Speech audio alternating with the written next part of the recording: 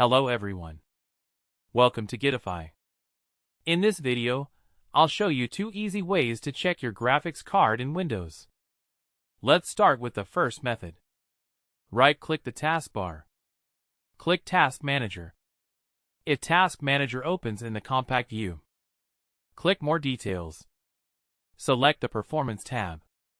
Click GPU. Here you can see your graphics card name. You'll also find information like GPU usage. You can check the GPU memory here as well. If your computer has more than one graphics card, you'll see each one listed separately. Now let's look at the second method. Click the Windows search. Type Device Manager. Open Device Manager. Expand the Display Adapter section. Here you'll see the name of your graphics card.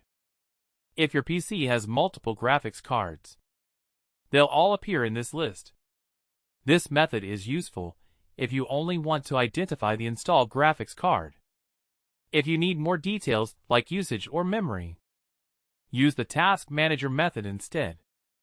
And that's it. Now you know 2 easy ways to check your graphics card in Windows. If this video helped you, don't forget to like the video. Subscribe to Guidify for more simple tech tutorials. Thanks for watching.